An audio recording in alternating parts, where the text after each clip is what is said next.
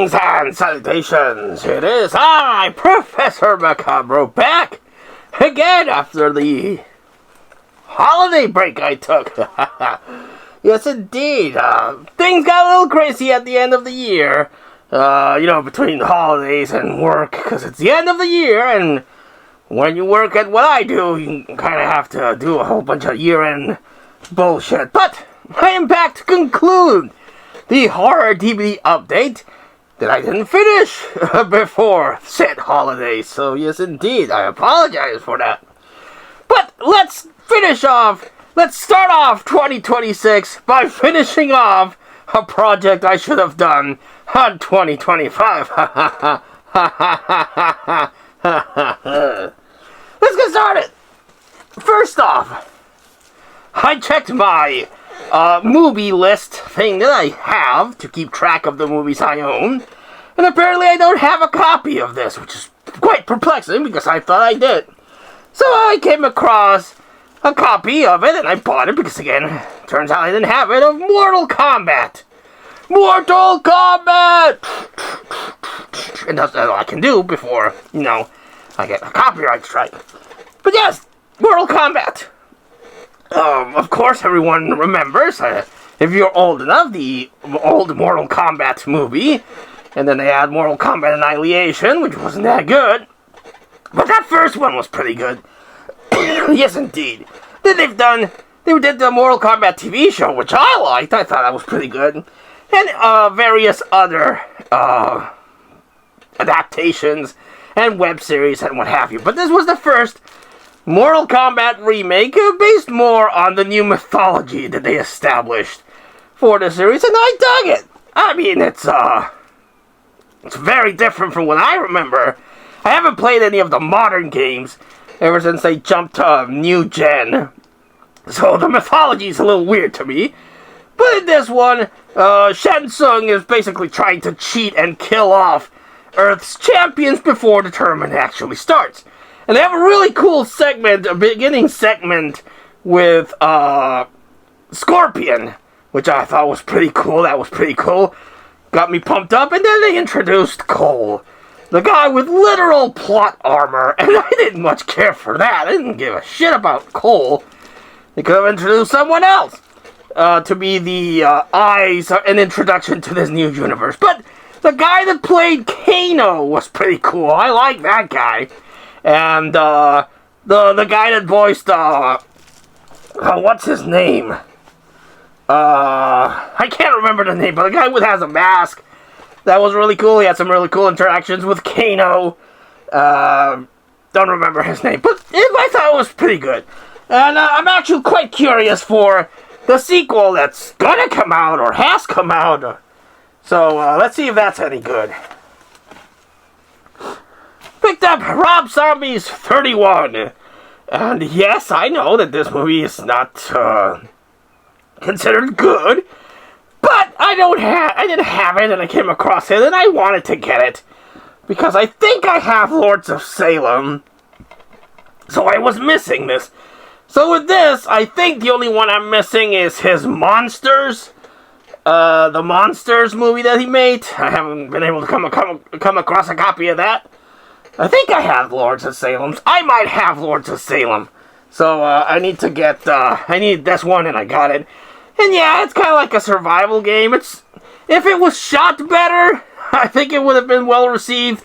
But the guy that plays Doomhead I liked. I thought he was pretty cool in this.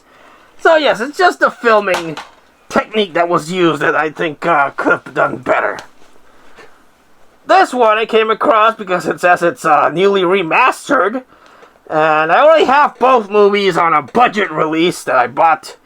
Because these are, included on all of those budget releases. But the really cool one that I got one Christmas has these two.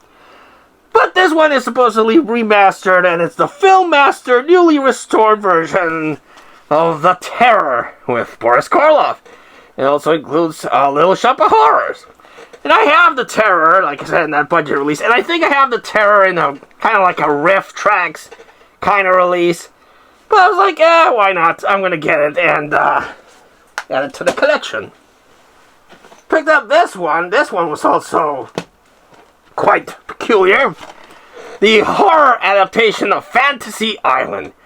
Now, I grew up watching Fantasy Island on the reruns, like I Dream of Jeannie. Oh, Jeannie.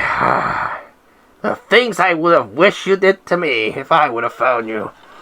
But anyway, I Dream of Jeannie, which I liked, Bewitched, Gilligan's Island, and Fantasy Island.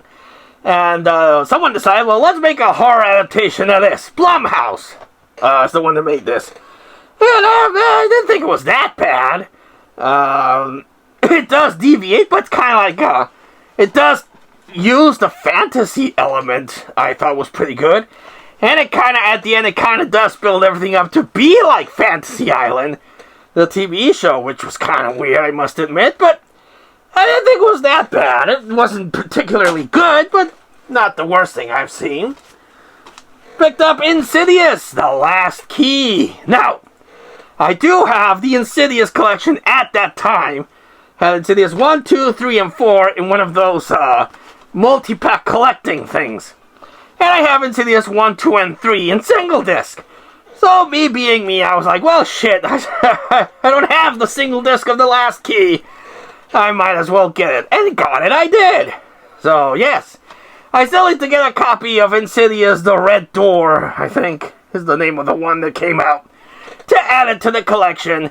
But yes, I kind of like the Insidious one. The first one was pretty cool.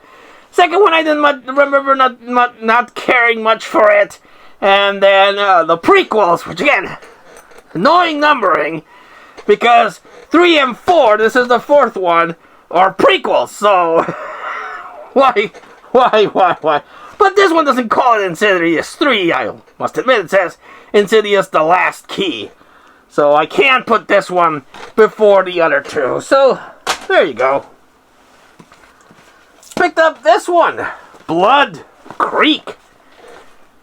Yes, indeed, this is one I've actually been wanting to get for a while because it's made by the director of The Lost Boys and Batman and Robin. And it appears, haven't seen this one, I just know it's made by him, and it appears to be a movie about the angry Germans with the questionable flag, you see. So yes, haven't seen this one? Well, let's check it out. See what's what. Also, from the Asylum, I picked up 2012 Supernova. Now, I saw this one, and I saw in the back it said Asylum, and I was like, I'm gonna pick it up. But, I know the Asylum made a trilogy of 2012 movies. I have one on Blu-ray, and I have another one on DVD. So I hope I didn't double dip. Because I remember one had like a gray cover, and the one had a bluish-green cover. This one has a reddish cover, so I'm hoping I have the complete trilogy, and I didn't just, like a fool, buy the DVD when I already have the Blu-ray. But we'll see when I get into the organization of these things. Also, picked up the bare bones, really cheapo Paramount release of Friday the 13th, Part 6, Jason Lives. Now, if you're a Friday the 13th collector, well, you really want to get the deluxe versions. The deluxe versions of Friday the 13th are cleaned up, and they have a slew of special features, which I quite enjoy. And if you got them on first run, they came with these really cool lenticular covers. Yes, indeed. These ones, the image quality is not the best, but again, that's not a fault in my book, because it reminds me of watching them on VHS, or watching them on TV back in the day. Yes, indeed. So image quality is not that important to me, but this one is very bare bones, has no special features.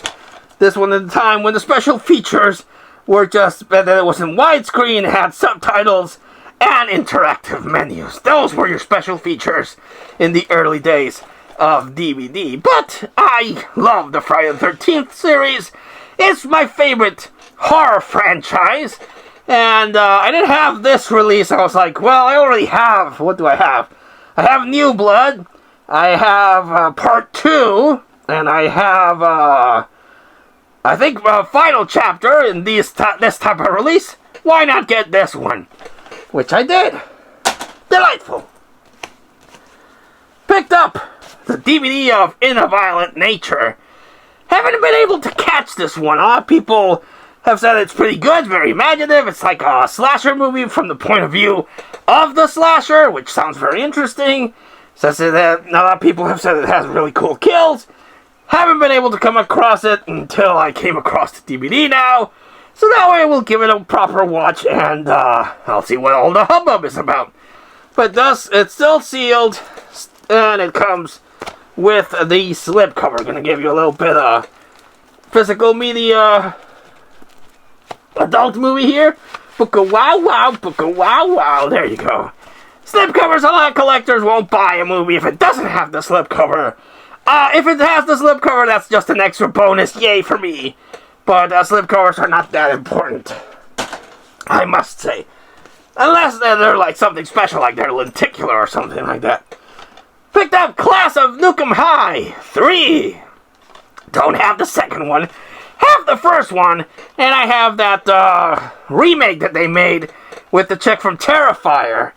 But I do want to beef up my Troma collection. I am still missing quite a few big titles that I haven't been able to add to the collection.